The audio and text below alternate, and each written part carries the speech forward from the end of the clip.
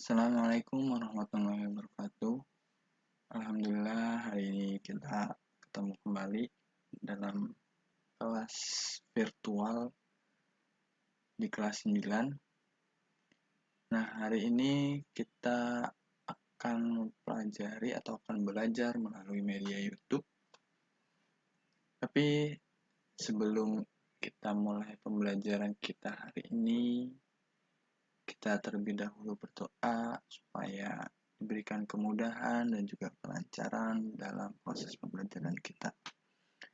Oke, berdoa, dimulai.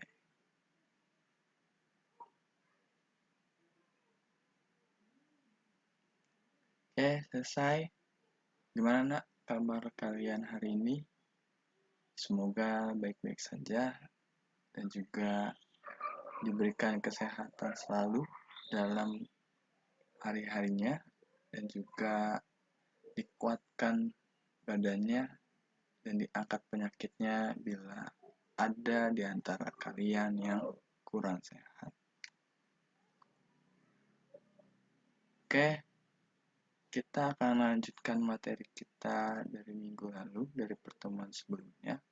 Di pertemuan sebelumnya kita membahas tentang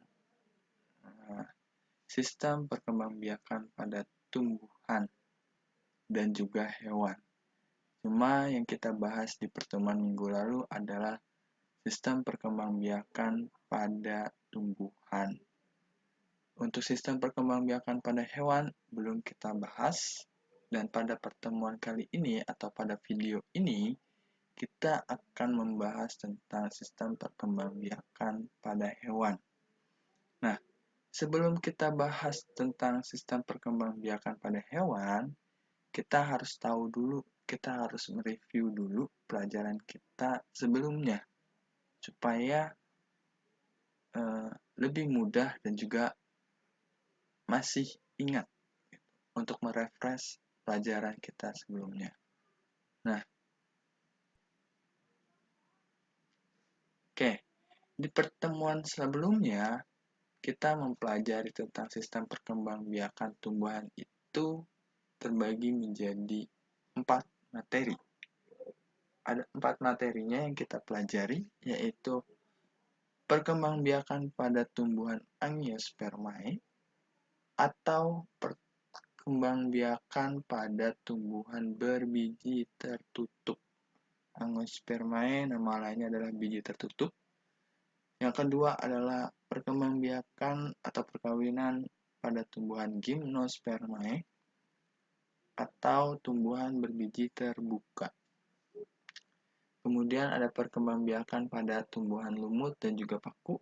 Dan terakhir adalah teknologi reproduksi pada tumbuhan. Nah, mungkin teman-teman ada yang lupa, kita akan mengingatkan terlebih dahulu sebelum masuk ke sistem perkembangbiakan hewan. Nah, di perkembangbiakan tumbuhan ini terbagi menjadi 2, yaitu vegetatif dan juga generatif. Di mana untuk tumbuhan yang berbiji tertutup, untuk vegetatif alami, vegetatif dibagi lagi ya menjadi vegetatif alami dan juga vegetatif buatan.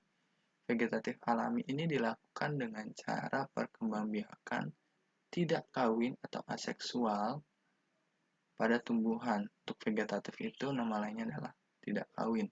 Sedangkan generatif ini adalah perkawinan secara kawin atau secara seksual pada tumbuhan. Nah, perkembangbiakan vegetatif ini tidak melibatkan sel jantan ataupun sel betina. Sedangkan perkembangbiakan generatif melibatkan sel jantan dan juga sel betina. Nah, di sini kita bisa lihat di perkembangbiakan vegetatif alami itu terdapat pada rizoma, stolon, umbi lapis, umbi batang, tunas, dan tunas adventif. Nah, tumbuhan-tumbuhan ini berkembang biak secara aseksual atau tidak kawin, di mana bisa dilakukan dengan berbagai macam cara, yaitu salah satunya dengan cara membiarkan bibit-bibit tersebut tumbuh di dalam tanah dengan sendirinya. Nah, untuk vegetatif ini ada vegetatif buatan. Vegetatif buatan ini dilakukan dengan bantuan manusia. Sebagai contoh, setek, cangkok, dan juga runduk. Setek, cangkok, dan runduk ini dilakukan oleh manusia. Teman-teman mungkin kenal atau familiar dengan nama-nama tersebut karena sudah pernah dipelajari waktu di SD. Setek ini adalah dengan cara mengambil bagian batang dari tanaman yang dipotong kemudian ditancapkan ke dalam tanah. Nah, batang ini nantinya akan membentuk atau akan menumbuhkan akar sehingga bisa tumbuh menjadi lebih besar. Sedangkan cangkok ini adalah dengan cara menguliti bagian batang dari tumbuhan. Nah, bagian batang yang sudah dikuliti kemudian ditempelkan dengan tanah, kemudian direkatkan oleh entah itu plastik, entah itu koran untuk media tumbuh batang yang baru. Nah, setelah tumbuh media batang yang baru, nantinya batang tersebut akan dipotong dan dipindahkan ke dalam media tanah yang lebih besar. Nah, itu untuk cangkok. Sedangkan untuk runduk, runduk ini adalah dengan cara menancapkan batang pohon yang menjalar ke dalam tanah. Nah, batang pohon yang menjalar yang sudah ditancapkan ke dalam tanah nantinya akan membentuk akar sehingga bisa menjadi batang pohon atau pohon yang sendirinya gitu. Itu adalah vegetatif buatan atau dengan cara dibantu dengan manusia. Nah, selanjutnya adalah dengan generatif. Tadi kalau generatif itu adalah perkembangbiakan secara seksual pada tumbuhan atau secara kawin, di mana di perkembangbiakan generatif ini melibatkan sel jantan dan juga sel betina dalam perkembangbiakannya atau proses perkawinannya. Nah, kemarin kita mempelajari tentang perkembangbiakan generatif itu ada 3 atau 4 macam penyerbukan, di mana penyerbukannya ini berbeda-beda, yaitu ada penyerbukan tetangga, penyerbukan sendiri, penyerbukan silang, dan juga penyerbukan yang dibantu dengan hewan, angin, dan juga tanah atau air. Nah, di sini untuk generatif sendiri itu biasanya terjadi di kepala putik dan juga kepala sari. Kepala putik dan kepala sari ini mengandung gamet jantan dan juga gamet betina, di mana gamet jantannya ini berada di kepala di kepala putik, sedangkan gamet betinanya atau sel betinanya ada di kepala sari. Nah, untuk perkembangbiakan pada tumbuhan Gymnospermae, tumbuhan ini berbagai macam bentuk dan juga jenisnya. Nah, pada intinya melibatkan sel gamet jantan dan juga sel gamet betina. Dimana kalau Gymnospermae ini lebih condong ke secara generatif ya, karena dia secara seksual. Nah, untuk perkembangbiakan Gymnospermae ini biasanya dibantu oleh penyerbukan dengan angin ataupun dengan bantuan hewan. Nah, ini masih metagenesis atau siklus tumbuhan Gymnospermae dari awal sampai menjadi tumbuhan Gymnospermae dan juga kembali lagi ke awal. Nah, ini adalah tumbuhan lumut dan juga tumbuhan paku. Untuk tumbuhan lumut dan tumbuhan paku, kita tahu sendiri asal muasalnya itu adalah dari spora. Spora yang mengalami fase vegetatif atau sporofit, kemudian akan tumbuh menjadi fase generatif, yaitu fase selanjutnya dari perkembangbiakan spora yang menghasilkan gamet. Nah, nantinya akan menghasilkan tanaman lumut dan juga tanaman paku. Di mana tanaman lumut dan juga tanaman paku ini berada di tempat-tempat yang kondisinya adalah kondisi lembab. Nah, kemudian ini adalah metagenesis dari tumbuhan lumut dan juga tumbuhan paku. Kita skip. Selanjutnya adalah teknologi reproduksi pada tumbuhan. Nah, teknologi ini sebenarnya terbagi menjadi dua, teknologi konvensional dan teknologi modern. Kalau untuk konvensional yang seperti teman-teman ketahui dan juga sudah saya singgung tadi, yaitu adalah setek, cangkok, dan juga runduk. Nah, untuk teknologi reproduksi secara modern ini ada 3, yaitu yang akan kita bahas adalah hidroponik, vertikultura dan juga kultur jaringan. Mungkin teman-teman sudah familiar dengan nama hidroponik dan juga vertikultura. Tapi kalau untuk kultur jaringan mungkin masih baru ya didengar oleh teman-teman semua. Nah, untuk hidroponik sendiri, ini adalah proses atau metode budidaya tanaman yang menggunakan air. Nah, media dari tanaman tersebut biasanya menggunakan pipa pralon dan yang disusun atau yang dibentuk secara horizontal. Nah, tanaman-tanaman ini akan tumbuh dan juga berkembang dengan menyerap nutrisi yang dialirkan di dalam air. Jadi, air yang di dalam pipa tersebut dialirkan bersama dengan nutrisi sehingga tanaman-tanaman tersebut bisa bertumbuh dan juga berkembang. Nah, hidroponik ini tadi bentuknya adalah horizontal, sedangkan untuk vertikultura adalah budidaya tanaman dengan cara membuat instalasinya bertingkat. Artinya dia medianya juga sama, menggunakan media pipa atau media yang lain bisa, tapi dibuat bersusun ke atas. Pipanya dibuat secara seperti vertikal. Nah, itu adalah vertikultura. Nah, biasanya digunakan untuk tempat-tempat atau rumah-rumah yang berlahannya minimalis. Baik hidroponik ataupun vertikultura biasanya digunakan di tempat-tempat atau rumah-rumah yang lahan minimalis untuk budidaya tanamannya. Sedangkan terakhir adalah kultur jaringan. Kultur jaringan ini adalah salah satu teknologi proses perkawinan tanaman yang dilakukan di dalam media yang lebih kecil, biasanya berupa toples.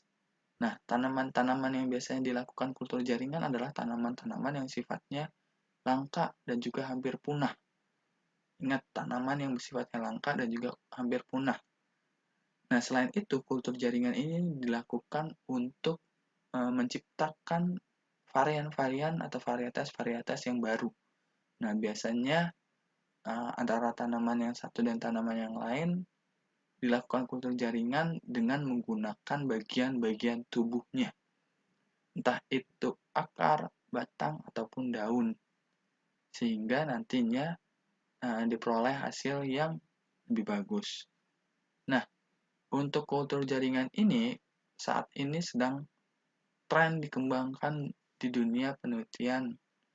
Nah, karena tadi salah satu fungsi dari kultur jaringan adalah untuk memperbanyak tanaman yang sudah atau hampir punah.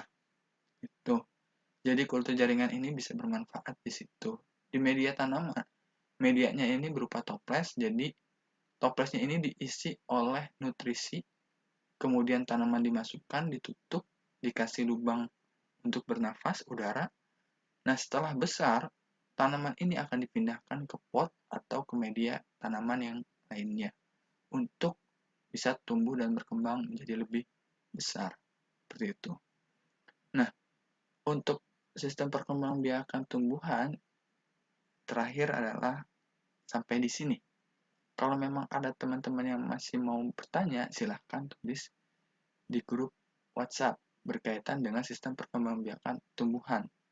Nah, kita akan melanjutkan video ini dengan sistem perkembangbiakan pada hewan. Di sistem perkembangbiakan pada hewan ini kita akan mempelajari 4 hal, yaitu perkembangbiakan aseksual pada hewan, atau perkembangbiakan tidak kawin pada hewan dan perkembangbiakan secara seksual pada hewan atau perkembangbiakan secara kawin pada hewan, terus siklus hidup hewan seperti apa, dan juga terakhir ada teknologi reproduksi hewan ada apa aja. Tapi sebelum kita bahas tentang hal-hal tersebut, kita harus mengetahui jenis dari hewan. Jenis umum hewan saat ini terbagi menjadi dua, yaitu vertebrata dan invertebrata. Vertebrata sendiri teman-teman sudah tahu, yaitu hewan dengan memiliki tulang belakang. Sedangkan invertebrata adalah hewan yang tidak memiliki tulang belakang. Itu perbedaannya. Nah, antara vertebrata dan invertebrata ini terbagi menjadi beberapa filum. Kita pernah belajar tentang klasifikasi taksonomi, ada yang namanya filum. Itu lebih tinggi dari spesies atau semacam kelompok lah nama lainnya. Nah, untuk invertebrata filumnya berkisar 6-7.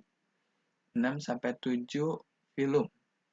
Yang pertama adalah filum Polyphera, Coleanterata, Nemathelminthes, Annelida, Mollusca, Arthropoda, dan Echinodermata. Sedangkan untuk vertebrata, filumnya hanya satu, yaitu Chordata. Nah, untuk masing-masing film ini kita akan bahas spesifik di pertemuan berikutnya melalui media Zoom meeting. Nah, di sini yang perlu teman-teman ketahui untuk sistem perkembangbiakan invertebrata ini berlangsung secara aseksual atau tidak kawin. Sedangkan perkembangbiakan vertebrata ini berlangsung secara seksual atau berlangsung secara kawin. Nah, ada apa aja sih masing-masing? Mungkin teman-teman masih ada yang ingat untuk vertebrata perkembangbiakannya itu ada yang namanya ovipar, vivipar, dan juga ovovivipar. Sedangkan untuk invertebrata perkembangbiakannya mungkin teman-teman juga ada yang pernah dengar tentang istilah pertunasan, fragmentasi, dan juga parthenogenesis. Nanti kita akan bahas ini sama-sama di slide berikutnya. Nah, ini untuk perkembangbiakan secara seksual yang terjadi pada hewan invertebrata itu ada 3, yaitu pertunasan, fragmentasi, dan parthenogenesis. Pertunasan ini ditandai dengan munculnya tunas yang berupa tonjolan pada bagian tubuh induknya. Sebagai contoh adalah hidra dan juga obelia. Teman-teman bisa lihat gambar yang warna pink ini, tumbuhan hewan hidra ini muncul tonjolan. Nah, tonjolan ini akan menjadi anakan dari hewan tersebut. Nah, anakan ini juga akan memutus. Nah, nanti kita akan pelajari di siklus, dari anakan ini akan besar terus menjadi lagi seperti sekarang. Seperti itu nanti kita akan pelajari di siklus hidup hewan. Nah, selanjutnya adalah fragmentasi. Fragmentasi ini adalah cara perkembangbiakan secara tidak kawin menggunakan fragmen atau potongan tubuhnya. Sebagai contoh di sini adalah planaria. Planaria ini masuk ke dalam jenis cacing-cacingan. Jadi ada namanya cacing planaria. Nah, untuk fragmentasi yang terjadi pada cacing, dia akan memutus atau membelah dua bagian tubuhnya. Nah, untuk tubuh dari atas ke bawah, dia akan membentuk kepala, sedangkan dari bagian atas ke bawah dia akan membentuk ekor. Nah, jadi masing-masing itu kalau dari tengah ke ekor akan membentuk kepala, kalau dari kepala ke ekor dari kepala ke tengah akan membentuk ekor. Nah, cara berkembang fragmentasi ini terjadi biasanya pada cacing dan juga lain sebagainya. Nah, selanjutnya yang ketiga adalah parthenogenesis. Parthenogenesis ini adalah satu peristiwa di mana perkembangbiakannya ini hanya terjadi pada sel betinanya saja. Sel betinanya saja tanpa dibuahi. Sebagai contoh adalah lebah dan juga kecoa. Nah, di mana lebah ratunya akan memproduksi anakannya, sedangkan lebah jantannya akan melakukan pekerjaan.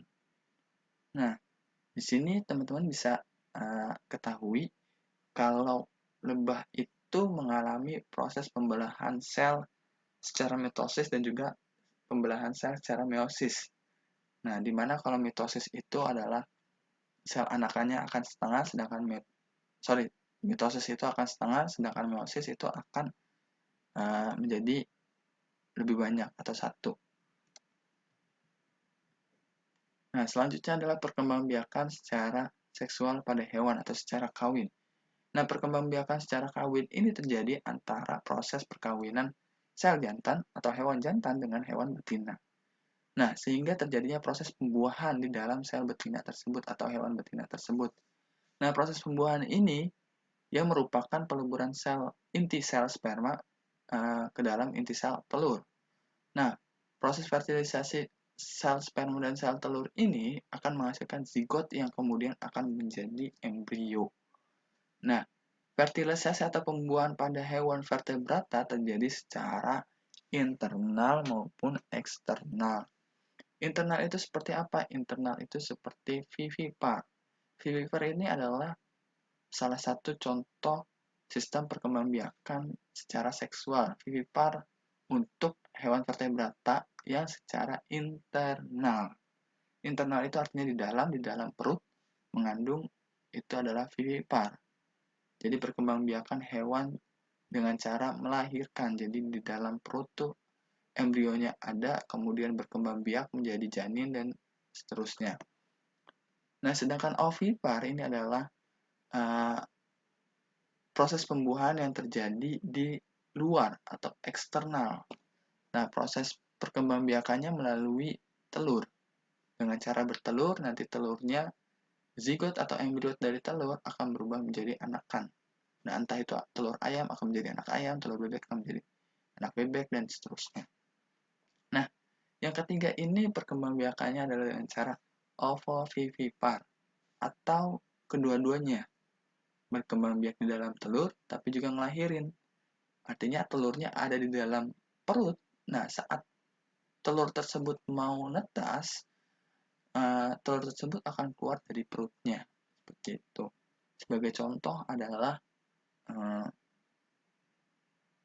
untuk ovipar adalah ular, ikan, seperti itu.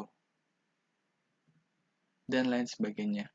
Oke, selanjutnya adalah siklus hidup hewan. Nah, kita tahu kalau hewan itu mempunyai siklus hidup. Semua makhluk hidup yang ada di muka bumi ini mempunyai siklus hidup. Nah, siklus hidup ini adalah proses penggiliran makhluk hidup dari berbentuknya zigot, tumbuh, dan juga kembali lagi menjadi zigot. Nah, ada beberapa contoh di gambar ataupun di buku kalian tentang siklus hidup hewan ini. Jadi semuanya yang berawal dari zigot akan kembali menjadi zigot kembali. Seperti itu. Nah, selanjutnya adalah metamorfosis. Metamorfosis ini adalah proses perubahan bentuk tubuh pada tahap pertumbuhan dan juga perkembangan makhluk hidup. Biasanya metamorfosis ini terbagi menjadi dua jenis, yaitu metamorfosis sempurna dan juga metamorfosis tidak sempurna. Dimana kalau metamorfosis sempurna ini terjadi pada fasenya. Jadi ada fase-fasenya. Sedangkan metamorfosis tidak sempurna ini terjadi karena bentuk dari hewan tersebut ada yang hilang atau ada yang bertambah. Jadi kalau metamorfosis tidak sempurna itu seperti itu, ada yang hilang atau ada yang bertambah. Sedangkan metamorfosis yang sempurna itu akan mengalami fase yang berbeda-beda. Di sini contohnya adalah katak, dari mulai telur kemudian kecebong itu udah berbeda fasenya, dari kecebong dewasa juga udah berbeda, dari kecebong dewasa menjadi katak muda juga udah berbeda, sangat berbeda.